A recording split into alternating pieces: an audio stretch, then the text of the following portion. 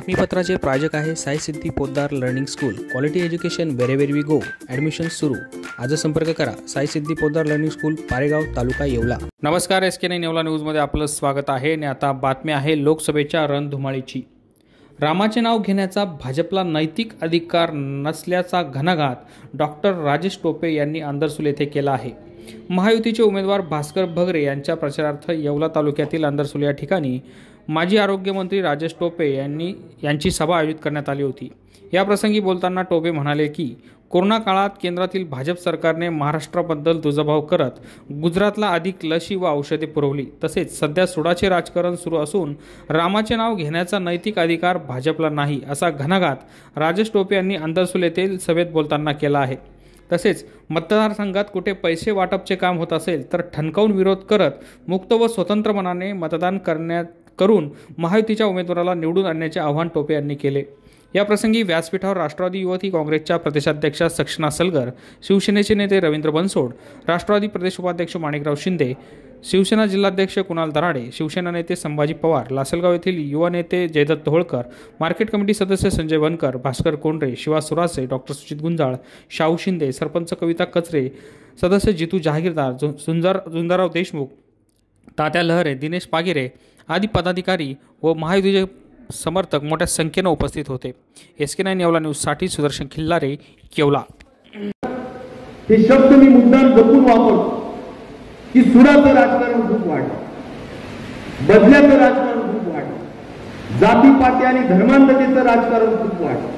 आणि म्हणून या सगळ्या दृष्टिकोनातून जे गढूळपणा आलेला आहे याला कोण जबाबदार आहे मित्रांनो?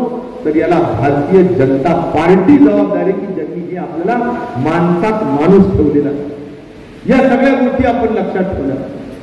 आज मला एकीकडे सांगा की एकीकडं जसं आता काही अगोदरच्या वक्त्यांनी सांगितलं की आमच्या कांद्याचं बोला असं म्हटल्यानंतर ते म्हणतात जय श्रीराम. आता मला एक समजत नाही की श्रीराम हे आपल्याही मनात आहेत, आपल्या हृदयात आहेत, आपल्या मनात आहेत, आपल्या हृदयात आहेत. आपण सगळेच जण श्रीरामाला मानतो. नाशिकला तर काळाराम मंदिर नावाचं श्रीरामाचं मंदिर आहे जे सगळ्यांचं आपलं दैवत आहे, एक श्रद्धेचं ठिकाण. त्यामुळे रामायणाच्या दाखल्याने मी सांगेन की जे चरित्र रामायणामध्ये आपण वाचतो त्यामध्ये रामानी, प्रभू रामचंद्रांनी प्रेमाने आदिवासी असलेल्या शबरीचे उष्टे बोरं खाल्ल्याचं आपल्याला सगळ्यांना माहिती.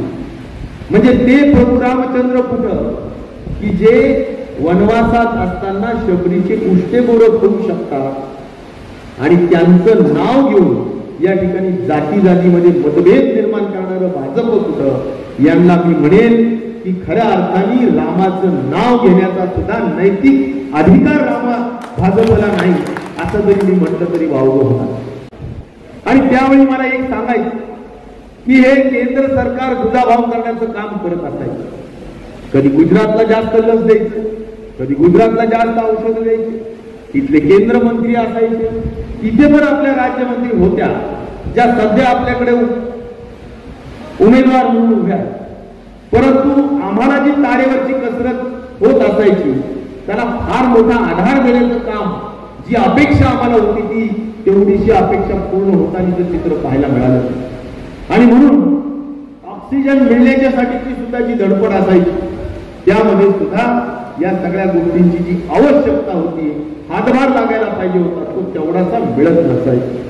आणि म्हणून आज मला आपल्याला सांगितलं पाहिजे की आपल्याला जर आपल्याकडे थोडं दुर्लक्ष केलं असेल तर आपण सुद्धा या निवडणुकीच्या माध्यमातून आपला माणूस ओळखून आपल्या भास्कर भगरे साहेबांना निवडून देणं ही सुद्धा या कोरोनाच्या संदर्भ देऊन मला या ठिकाणी आपल्याला मुद्दा समजून सांगायचा.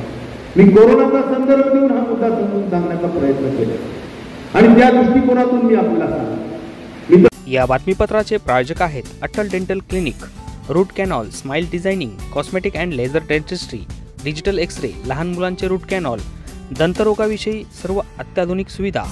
फोनवरील बुकिंगमुळे प्रतीक्षेचा कालावधी अत्यल्प. ठिकाण अट्टल दातांचा दवाखाना, कापड बाजार, मेन रोड, येवला.